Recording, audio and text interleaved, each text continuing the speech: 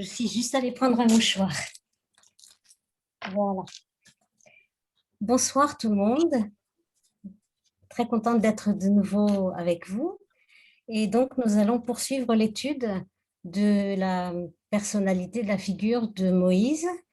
Nous avions travaillé la dernière fois sur le début du chapitre 3. En fait, nous avions travaillé sur 3 versets qui étaient ceux des préliminaires à la vision que va affronter maintenant Moïse. Nous avions travaillé en fait les versets 1 à 3 et nous allons aujourd'hui travailler les versets 4 à 10 dans le même chapitre. Vous allez voir que en fait, nous ne travaillerons même pas tous les versets. Il y a des versets clés qui sont particulièrement importants et sur lesquels je m'attarderai davantage. Je voudrais commencer par ce que j'aurais déjà dû vous dire la dernière fois, mais le temps a manqué, c'est-à-dire par faire un rapide inventaire de ce que nous dit la vision du buisson. Nous avions, je le répète, travaillé sur l'approche, sur toutes les informations que donnaient les premiers versets par rapport au personnage même de Moïse, par rapport à ce que le texte nous indiquait implicitement sur les raisons du choix de Moïse par Dieu et sur les raisons aussi du choix du désert par Moïse. Alors, je vais reprendre avec vous rapidement les versets, le verset 2. Le verset 2. Et c'est là-dessus que je commencerai mon propos ce soir. C'est le même texte que celui que j'avais envoyé la dernière fois, mais de toute façon, comme nous travaillons sur un nombre restreint de versets, ça ne sera pas très difficile pour vous de suivre. Donc, je reprends le verset 2. Vayera malach Hashem elav belabat esh mitoch hasne. Vayera, Vayar, vehine hasne boer baesh, vehasne enenu ukal. Un envoyé de Dieu lui apparut dans une flamme de feu du milieu du buisson. Et il vit, et voici, le buisson brûlait dans le feu, et le buisson n'était pas dévoré. Vayomer Moshe, je prends encore le verset suivant, le 3, et Moïse dit, à Surana, je vais me détourner, et je vais, va errer et amare hagadol hazé, et je vais voir cette grande vision, Madoua lo yiva hasne, pourquoi le buisson ne brûle pas, ne se consume pas. En vérité, c'est surtout sur ce dont nous allons parler, c'est le feu d'une part, le buisson d'autre part. Et si j'ai lu le deuxième verset à la suite du premier, c'est d'abord pour vous faire remarquer la répétition extrêmement insistante de ces 2 versets courts sur le mot buisson. Le mot buisson apparaît 4 fois dans l'espace de ces 2 versets. Et bien sûr, ça n'est pas dépourvu de signification. Nous allons donc dire un certain nombre de choses donc sur le feu et sur le buisson. D'abord, le feu, rapidement, c'est une notion, vous ne direz pas ou ne vous rappellerez pas les très nombreuses occurrences du feu, en particulier en relation avec le don de la Torah, avec le positionnement du peuple au bas du mont Sinaï, donc la théophanie, l'apparition de Dieu, mais également dans de très nombreux autres textes, en particulier dans un texte qui raconte l'alliance entre les morceaux, où Avram se voit intimer l'ordre de couper des animaux en 2. C'est le moment où l'alliance va lui être signifiée, la brite va lui être signifiée par Dieu, et il y a un feu qui passe entre les morceaux qu'il aura coupés. On a également la colonne de feu qui va accompagner les Bnei Israël. On a le feu qui apparaît dans de très nombreux textes prophétiques, chez Ézéchiel par exemple.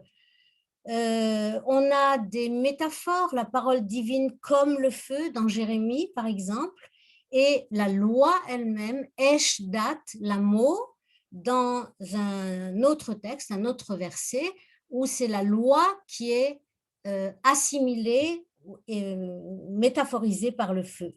Le feu a quelque chose de fascinant, c'est vraiment le mot qui convient. C'est un élément indomptable quelque part, d'une certaine façon. C'est une source de lumière et de chaleur, lumière-chaleur. C'est quelque chose, c'est un élément puissant. C'est aussi un facteur de transformation. C'est quelque chose qui a accompagné depuis l'origine des temps les hommes. Et c'est quelque chose qui, lorsque les hommes l'ont domestiqué, a justement transformé, révolutionné leur vie. Un feu qui brûle, dit le texte, un boer, mais qui ne dévore pas. Le buisson n'est pas dévoré. Toutes sortes d'explications ont été données par rapport à ce feu. Je vais simplement vous donner, parmi toutes les explications possibles, avant de passer au buisson, mais les deux sont liés bien sûr, vous donner un commentaire midrashique qui nous éclairera justement sur Moïse lui-même. Voici ce que le Midrash dans Shemot Rabbah, chapitre 2, paragraphe 5, nous dit. Parmi beaucoup d'autres considérations, le Midrash pose la question de savoir pourquoi Dieu a choisi pour se révéler à Moïse cette forme, cet élément du feu. Et voici ce que dit le Midrash.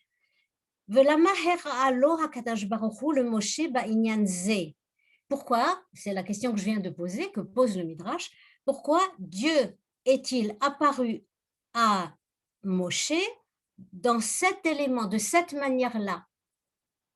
Et la réponse, le fit chez Hayam Chashev Belibo, parce que Moïse était en proie à toutes sortes de pensées en lui-même.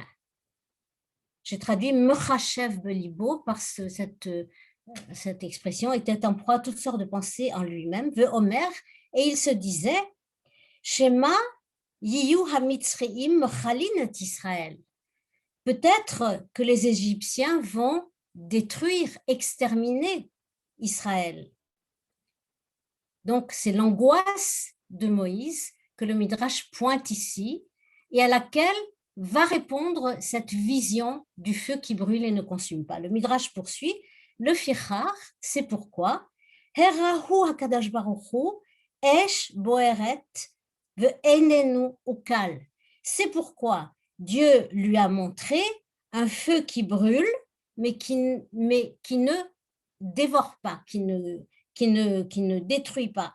Amarlo, Dieu lui dit, et le Midrash prend soin de bien expliquer, comme si on n'avait pas déjà compris, que Shem Shehasne Boer Baesh Ve'enenu Ukal, de même que le buisson brûle dans le feu et n'est pas dévoré, car, de la même façon, Amitzrim Einan Yocholin Lochalot et Israël, de la même façon, les Égyptiens ne peuvent pas exterminer Israël.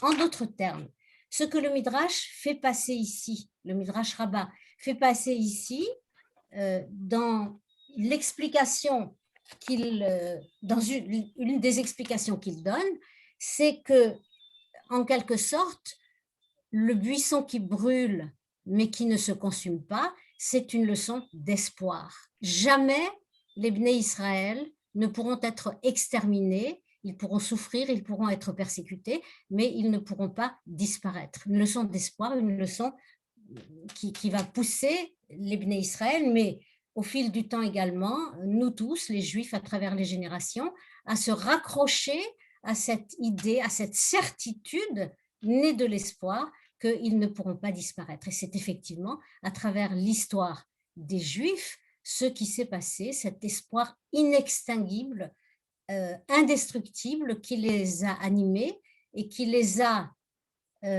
poussés à toujours rebondir, je ne vais pas utiliser le mot à la mode de résilience, mais qui les a poussés à toujours rebondir, à toujours sortir de l'abîme et à reconstruire à partir de souvent rien ou pas grand-chose. Le, le buisson, maintenant, et dans les explications très nombreuses que le Midrash et le Talmud proposent du buisson, on peut les répartir en têtes de chapitre, si vous voulez. Là, je ne vais pas entrer dans le détail des commentaires midrashiques parce que je m'attardais plus longuement sur la suite. On a des explications de ce buisson. D'abord, une explication historique.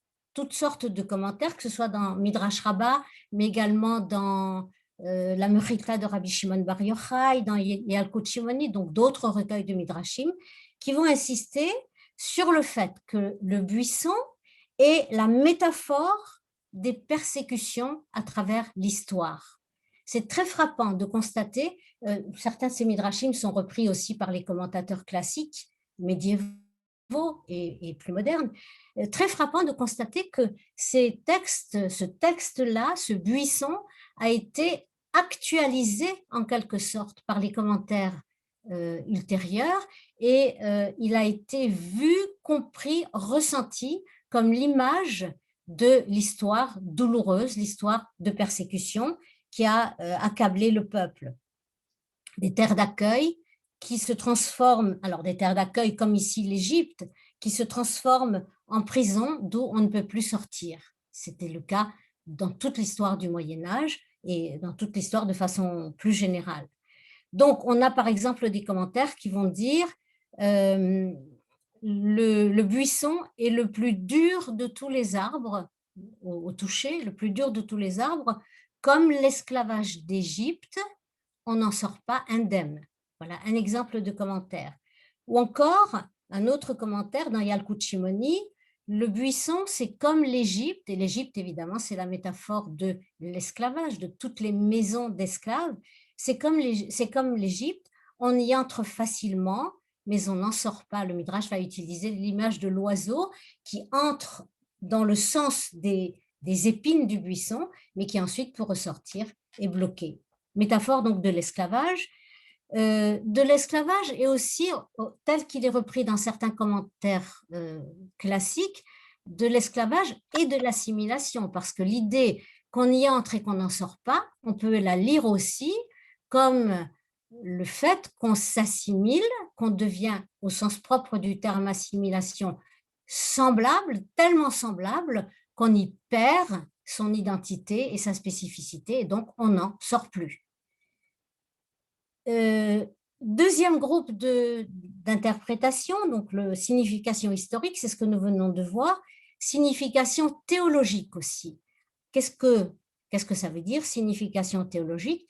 Eh bien, certaines des explications midrashiques vont comparer le buisson ou assimiler le buisson à Dieu lui-même. Pourquoi Dieu s'est-il révélé dans un buisson qui est le plus minable, en quelque sorte, de tous les végétaux, le plus humble de tous les végétaux, justement parce que l'explication que porte le buisson, c'est que comme le buisson, Dieu est humble, Dieu est dans la dimension de l'humilité et il est proche des humbles.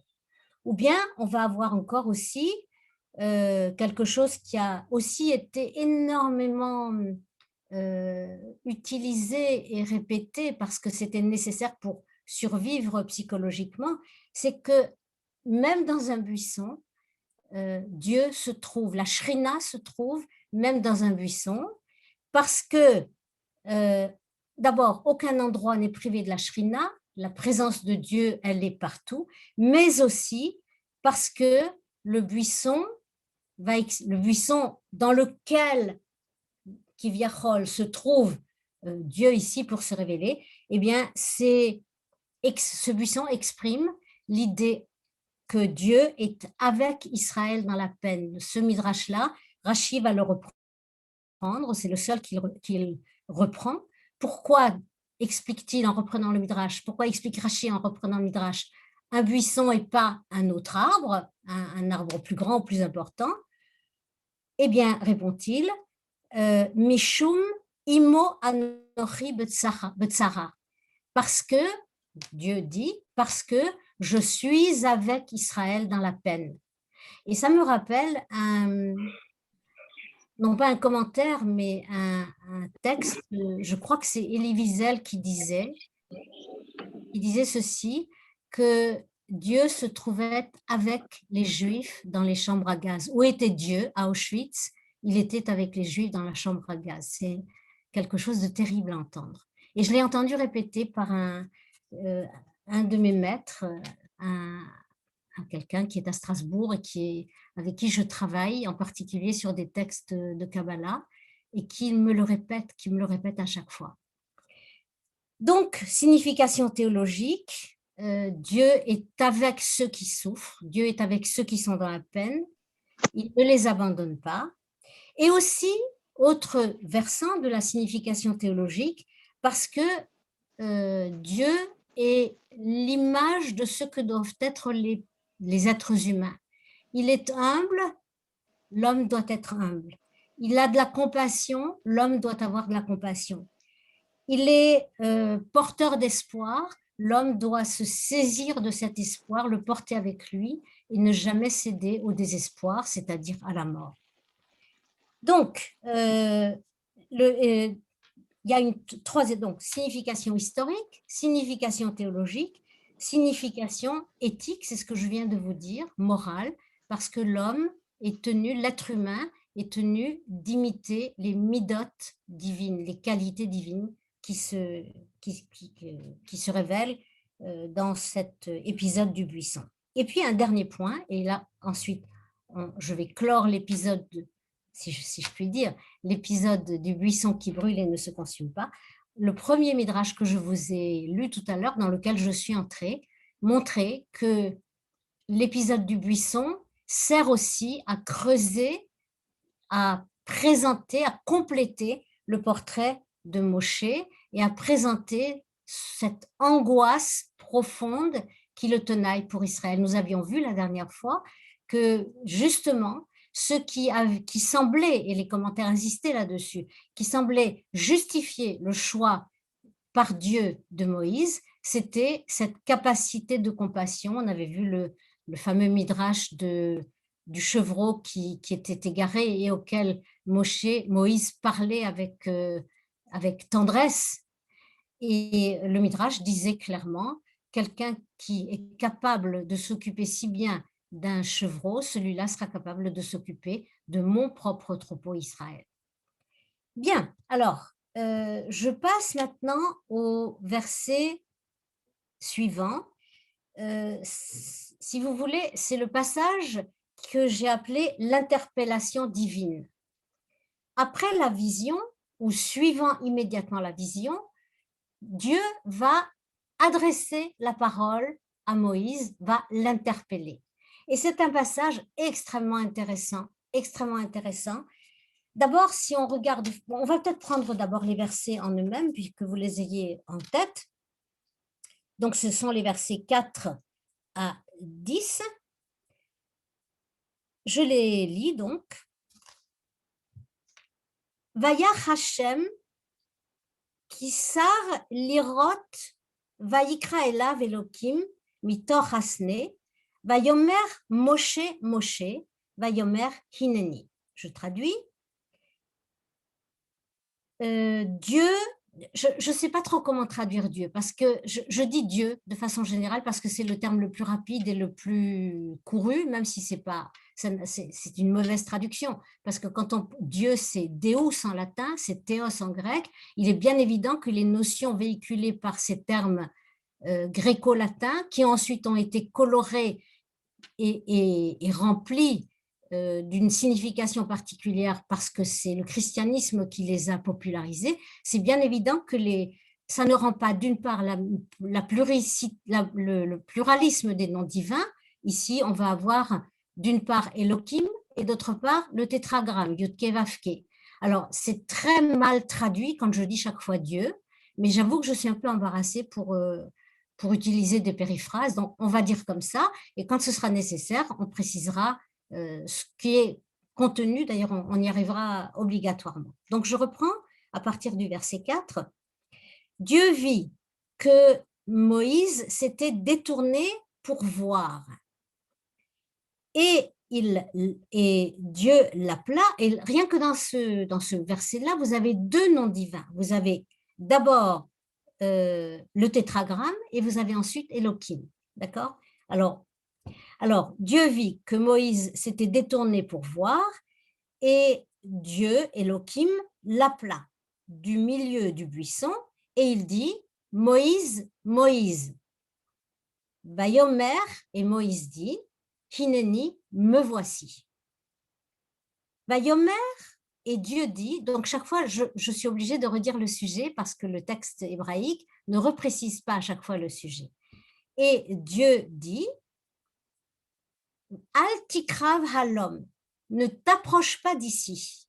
Shal alecha, mais al raglecha, enlève, retire tes chaussures de tes pieds, ki hamakom asher ata omed, alav, admat kodashu, car l'endroit sur lequel tu te trouves est une terre de sainteté. Vayomer, et toujours Dieu, et Dieu dit, Anochi Eloke Avicha, Eloke Abraham, Eloke Yitzhak, Eloke Yaakov. Donc Dieu dit, je suis le Dieu de ton père, le Dieu d'Abraham, le Dieu de Yitzhak et le Dieu de Jacob. Vayaster Moshe Panav, et Moïse a caché son visage, qui yare mehabit el Elohim, car il craignait de regarder Dieu Elohim. Vayomer Hashem,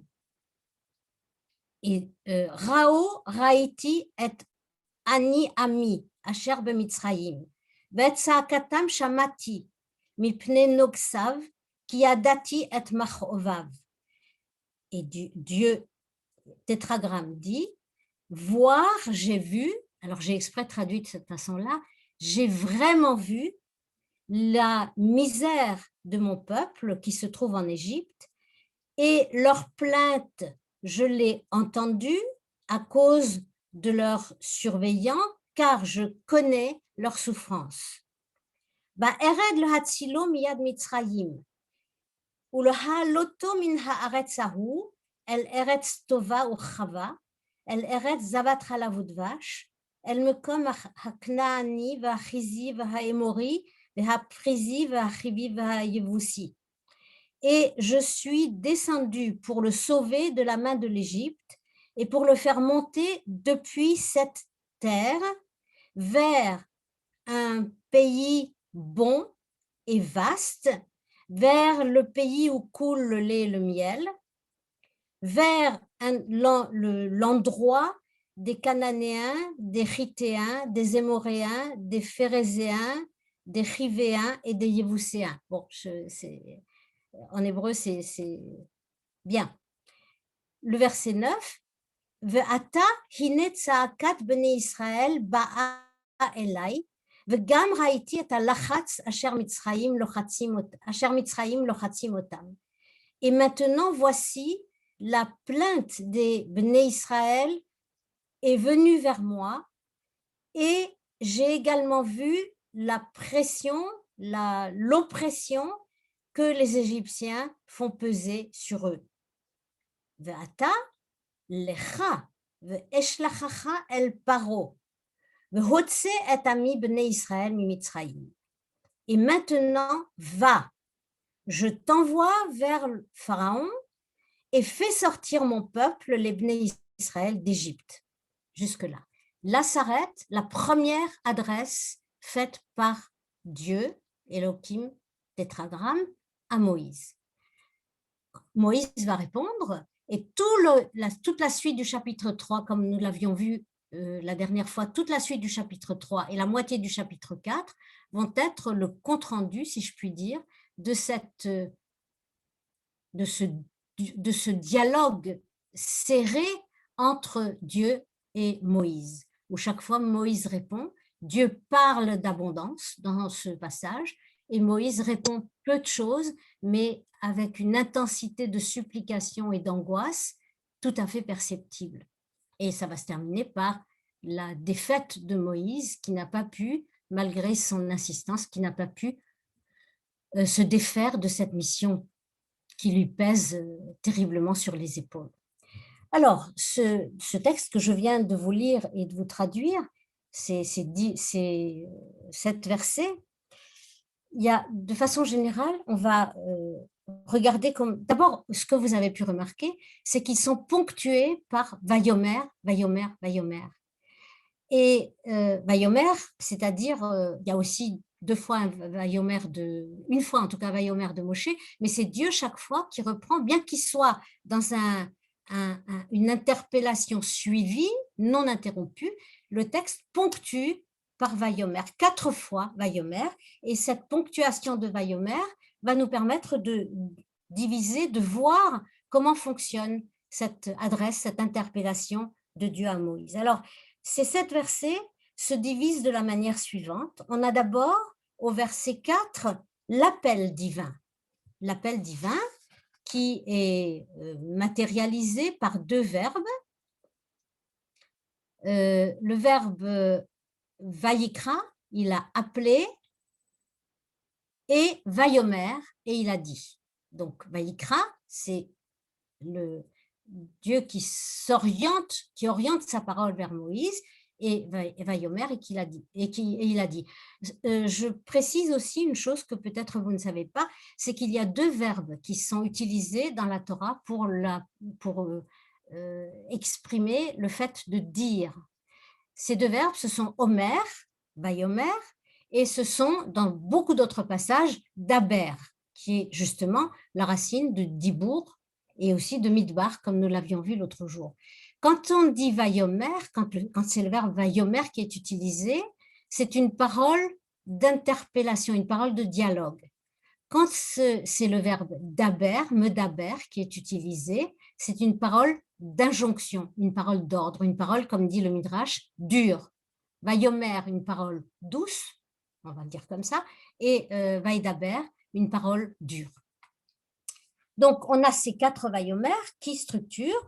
Donc, au verset 4, on a l'appel divin auquel répond la parole très classique à laquelle nous sommes habitués de Moshe, de Moïse, qui dit « Hineni, me voici », le Hineni qu'Avram avait déjà utilisé lorsque la parole divine lui était adressée, en particulier au moment de la Akeda, au moment du sacrifice d'Isaac.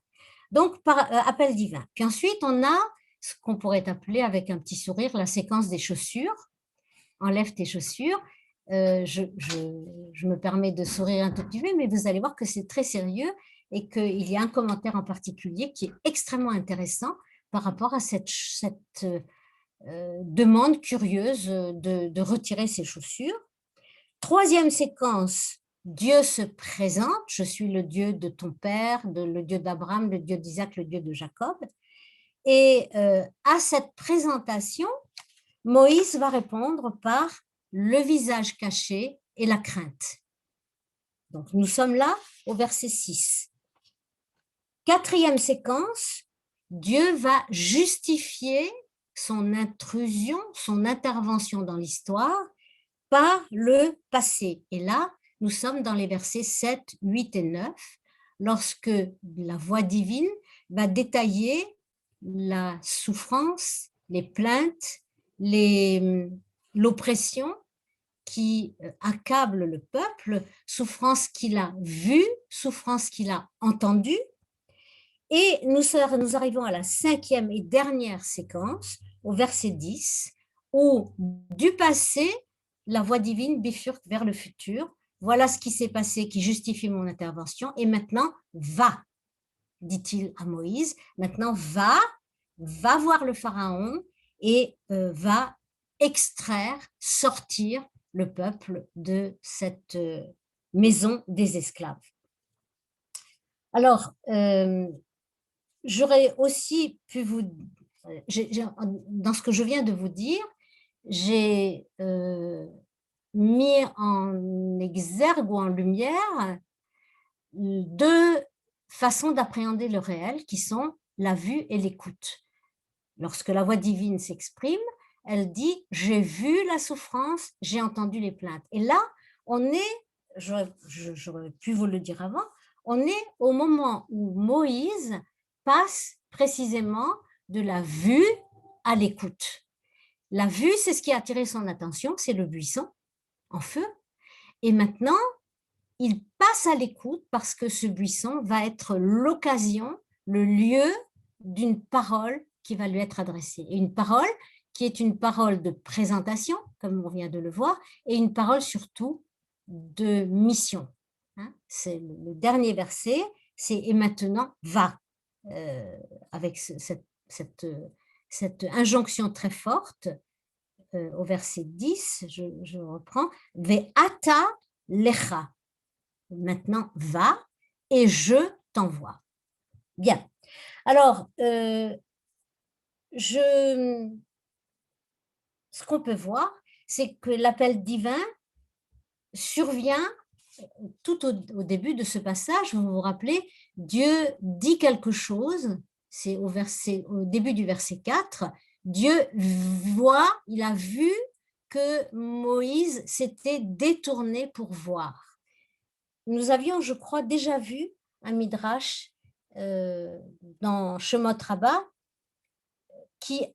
plusieurs explications midrashiques qui insistent encore une fois sur le fait que Moïse a pu justement, dans le cas présent, se détourner de ce qui étaient ses pensées. Vous vous rappelez, le midrash disait que soit il priait, soit il réfléchissait, mais il a vu quelque chose qui l'a fait sortir de lui-même et qui lui a permis, au fond, de rencontrer l'autre, avec un grand A, de rencontrer la voix divine et d'entendre la voix divine. Le Midrash lie étroitement les deux parties du verset, du verset 4. Dieu a vu que Moïse s'était détourné et Dieu dit Moïse, Moïse. Le Midrash va faire de la première partie du verset, voir qu'il s'est détourné, la cause de l'interpellation. Et le Midrash va dire ceci, Dieu a vu qu'il s'était détourné pour voir. Dès que Moïse a regardé, de nouveau, on a ce son de cloche que nous avions déjà vu l'autre fois, Dieu dit, celui-là est bon pour être berger d'Israël. Et un autre passage midrashique va relier ce « il s'est détourné pour voir » à un des épisodes que nous avions vus lorsque Moïse est sorti dans le chapitre précédent, lorsqu'il est sorti à la rencontre de ses frères, là aussi, et c'est ainsi que le Midrash, une des lectures que le Midrash fait de cette constatation divine ici, c'est que Moïse s'était détourné du palais, de ses préoccupations, de sa vie sans problème, confortable, qui coulait doucement. Il a su se détourner de cela pour aller là où les gens souffraient. Et c'est pour cela, dit le Midrash encore, que Dieu l'appela du milieu du buisson. Ça, c'est un premier point. Donc, cette relation extrêmement étroite que le texte et à sa suite le Midrash fait entre cette capacité de compassion de Moïse et pas seulement de compassion, cette capacité à se détourner de lui-même, à aller vers ce qui est dehors, vers ce qu'il peut rencontrer dehors. Maintenant, il y a autre chose qui me semble extrêmement intéressant, c'est que cet appel à la libération, regardez, si vous lisez bien le texte, c'est un appel qui vient de Dieu. Alors, qu'est-ce que ça veut dire? Alors, j'utilise le mot Dieu, on est de nouveau dans l'ambiguïté que je déplorais tout à l'heure. L'appel à la libération, c'est une initiative divine, c'est quelque chose qui relève de la volonté divine. D'ailleurs, on le voit bien, ça n'est à aucun moment le chef charismatique qui décide de libérer les esclaves, c'est une voix qui vient d'ailleurs, qui dit que la liberté est plus que la liberté. La libération est impérative. La libération est impérative. La libération, c'est quelque chose qui revêt un caractère absolu. Ça n'est pas parce qu'un chef ou des chefs ou des responsables ont décidé que maintenant ça suffit. C'est parce que la libération, c'est quelque chose qui est, j'ai dit tout à l'heure, qui revêtait un caractère absolu, quelque chose qui n'est pas telle qu'elle est décrite ici, n'est pas relative à des contingences extérieures, à un contexte relatif ou de civilisation, mais c'est quelque chose qui est une nécessité d'ordre universel. On ne peut pas être homme, être humain, on ne peut pas s'humaniser, on ne peut pas accéder à l'humanité quand on n'a pas fait ce travail de libération. Un esclave, dans tous les sens du terme, un esclave ne peut pas, est privé d'accéder à une dimension essentielle de l'être humain. Se libérer, donc, c'est un impératif pour être un humain dans toute l'acception du terme. Et il me semble que c'est cette signification qu'on peut accorder au fait que c'est Dieu qui appelle Moïse et qui lui dit maintenant, va auprès du Pharaon et fais sortir les Israël d'Égypte. Donc, un impératif de libération qui est de l'ordre de l'absolu et pas du relatif, et pas du relativisable. Maintenant, retire tes chaussures. Retire tes chaussures, dit la voix divine, parce que cet endroit où tu te tiens, je reprends le texte en hébreu, retire tes shalna lecha me'al raglecha, enlève tes chaussures de tes pieds, qui a makom asher ata omed alav, car l'endroit sur lequel tu te tiens, admat kodesh hu, c'est une terre de sainteté. Et là, ce que je pour arriver à ce que je vais vous accompagner, vous allez m'accompagner dans ce que j'ai tiré de ce texte par le biais du Midrash. Là encore, dans Shmot Rabbah, il est dit, Shmot Rabbah, je tiens les références à votre disposition, c'est pas la peine que je les donne à chaque fois. Le texte midrashique nous dit ceci: dans tout endroit où la Shrina se dévoile, il est interdit d'être chaussé. Et le Midrash donne un autre exemple dans le livre de Josué, où Josué lui aussi doit retirer ses chaussures parce que l'endroit où il se tient est celui où se tient la Shrina. Et le Midrash nous rappelle aussi que les Kohanim, dans le temple, officiaient pieds nus. Et ce sur quoi j'insiste dans ce que je viens de vous dire, c'est que qu'est-ce qui fait que cet endroit est Admat Kodesh? C'est le fait que la Shrina s'y dévoile. En d'autres termes, et je reprends là un commentaire d'un universitaire israélien, américano-israélien, qui s'appelle Sarna, dans un livre qui s'appelle Exploring Exodus, je prononce certainement mal Exodus, en explorant l'Exodus, Sarna fait remarquer ce que nous venons de voir en fait clairement dans le Midrash, c'est que est Kodesh ce qui est habité par la présence divine, par la Shrina. Et Sarna fait remarquer quelque chose qui me paraît très important, c'est qu'on a là un point de rupture tout à fait remarquable avec le paganisme. Dans le paganisme, ce qui est saint, ce sont les bosquets, les arbres, les fleuves, les forêts, autrement dit, des endroits naturels qui portent le caractère de sainteté, sacer en latin, qui portent le caractère de sainteté en non-stop, si j'ose dire, de façon intrinsèque. Ici, lorsque Dieu aura quitté, entre guillemets, le buisson et cet endroit, cette terre-là n'aura plus rien de sainteté, de l'ordre de la Kedusha. Et Sarna insiste en disant que ce qui différencie le paganisme du monothéisme et du judaïsme qui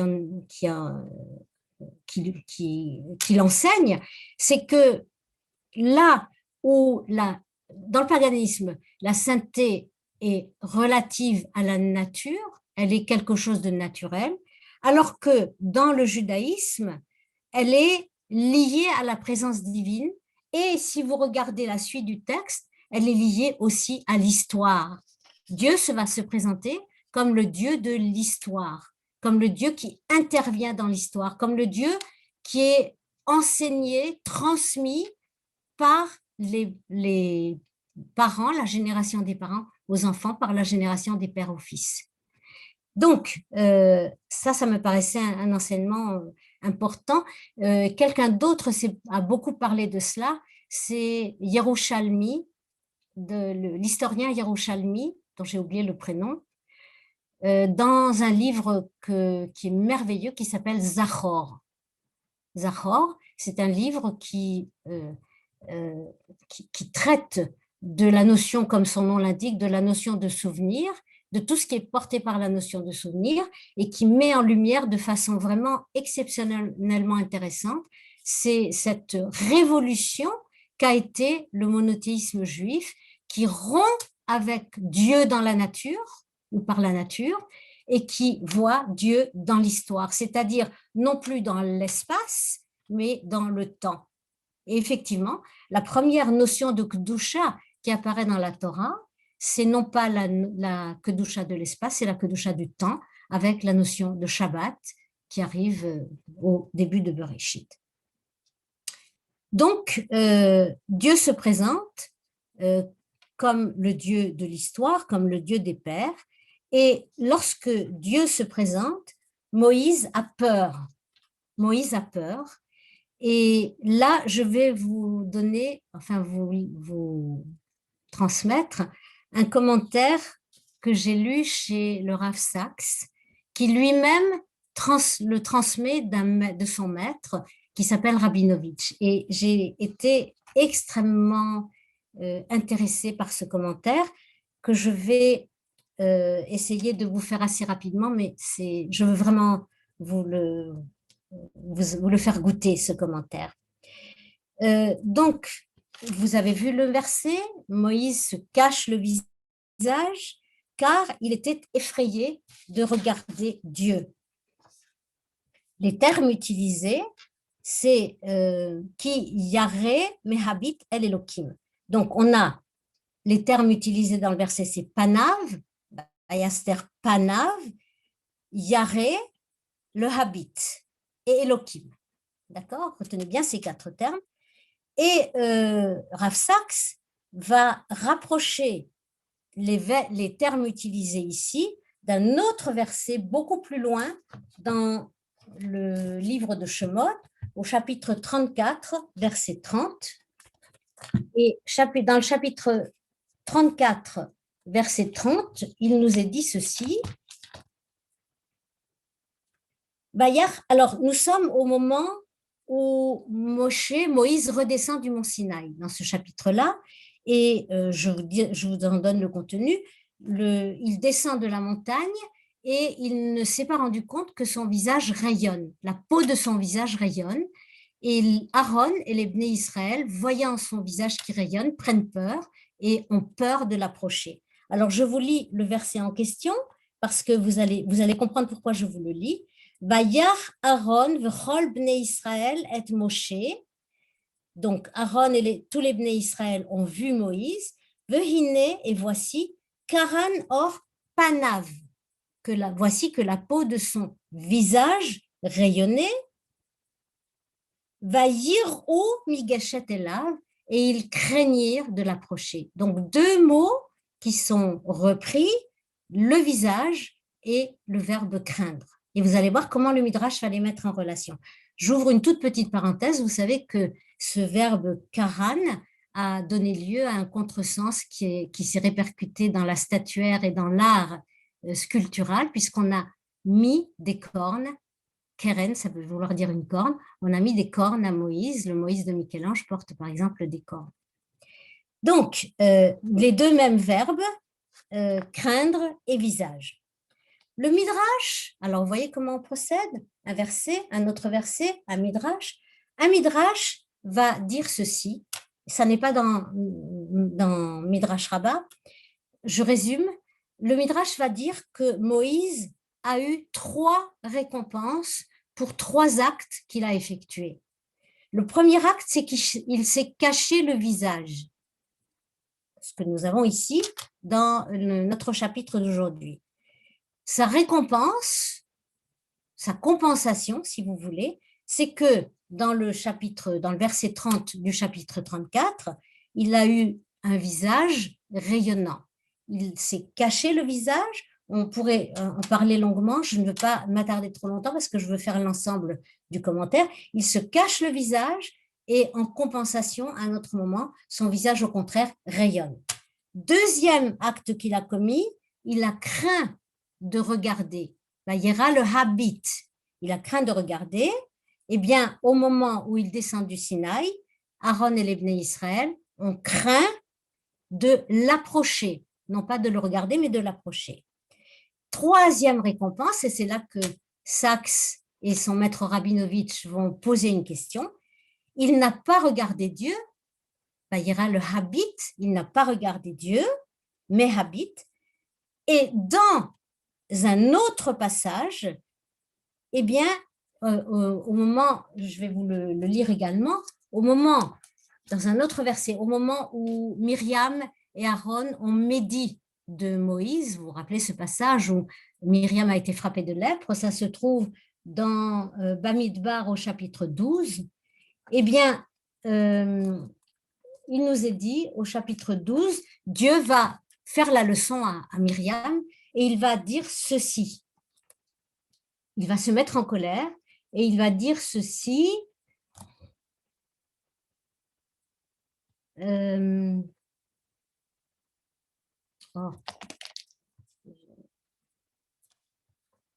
Excusez-moi, je ne retrouve pas le passage. Verset 8 dans le chapitre 12, Dieu dit ceci.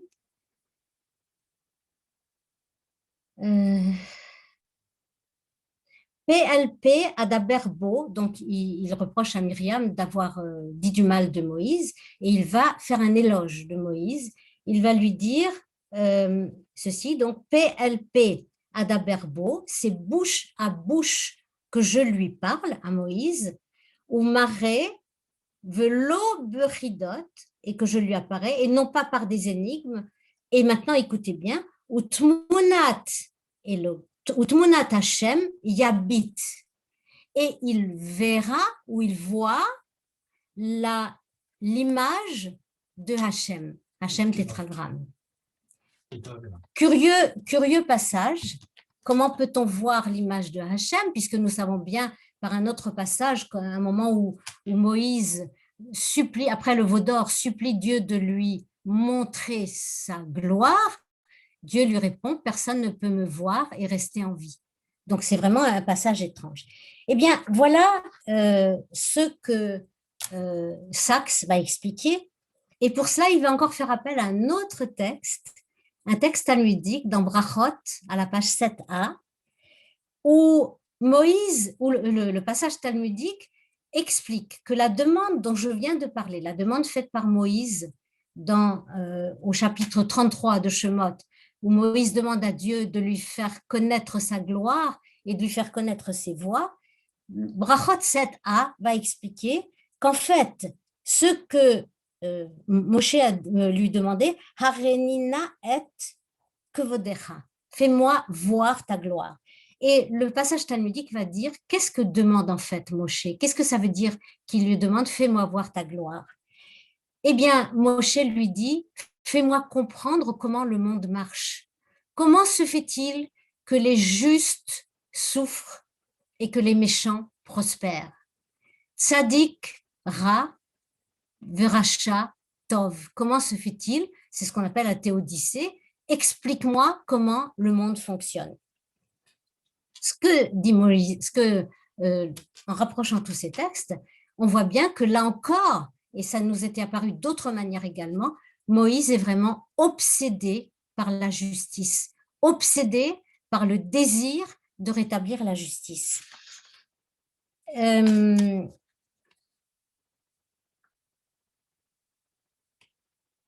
Donc, l'explication de Sachs est la suivante. La récompense dont on parlait tout à l'heure, il n'a pas regardé Dieu, mais habite l'Hachem, mais qu'il regarde l'image de Dieu. Sachs fait remarquer que le fait qu'il n'a pas regardé, mais habite l'Elohim. Il il a craint de regarder Elohim. Mais dans le passage du chapitre 33, lorsqu'on nous dit « Utmunat Hashem Yabit », c'est Tmunat Hashem du tétragramme. Et l'idée, l'explication, elle est superbe, vraiment tout à fait magnifique. Moïse, ce que Moïse ne veut pas voir quand il craint de Mehabit l'Elohim, il ne veut pas voir il ne veut pas comprendre l'injustice et l'injustice qui règne dans le monde. On pourrait, certaines doctrines philosophiques l'ont fait, on pourrait essayer d'intégrer l'injustice dans l'ordre divin du monde en disant nous sommes trop faibles, nous les hommes sommes trop faibles pour comprendre. Mais du point de vue de Dieu, si nous pouvions avoir la connaissance, la faculté de voir de haut le monde, nous comprendrions que l'injustice et la souffrance s'intègrent dans cet ordre divin du monde. C'est ça que Moshe refuse. Moïse refuse de se placer du point de vue de Dieu. Il ne veut pas courir le risque d'accepter, d'intégrer la souffrance et l'injustice dans l'ordre du monde, parce que pour lui, ce qui est capital, ce qui est fondamental, ce qui fait son humanité, et ce qui pour nous fait aussi notre humanité, c'est non pas de comprendre que le monde fonctionne avec la justice, mais de lutter contre l'injustice. Et quand le dernier verset, dans le dernier verset que j'ai cité, Dieu dit à Myriam, Utmunat Hashem Yabit, eh bien, lui, ce qu'il veut voir, c'est l'image du Dieu de compassion, du Dieu de chesed, du Dieu de miséricorde. Et ce Dieu de miséricorde, c'est ce Dieu de miséricorde qui va lui permettre de continuer sa lutte pour son combat pour la justice et pour arracher ses semblables à la souffrance. Donc, je conclus. J'aurais bien voulu parler plus longtemps de ce commentaire, mais bon, je pense que vous l'avez compris. Je conclus maintenant en rappelant simplement très rapidement les choses sur lesquelles nous nous sommes arrêtés. Premièrement, la libération, un événement qui est impératif. La libération, c'est quelque chose qui est condition même de l'humanité. Un lieu saint, Admat Kodesh, un lieu n'est saint que tant que et en tant que la Shrina y réside. Sinon, ça n'est qu'un lieu comme les autres. Et le dernier point, c'est évidemment ce commentaire magistral sur la peur de Moïse qui est ici assimilée ou comprise comme une revendication d'humanité jusqu'au bout et d'humanité combattante pour la justice. Voilà, je vous remercie. Est-ce qu'il y a des questions?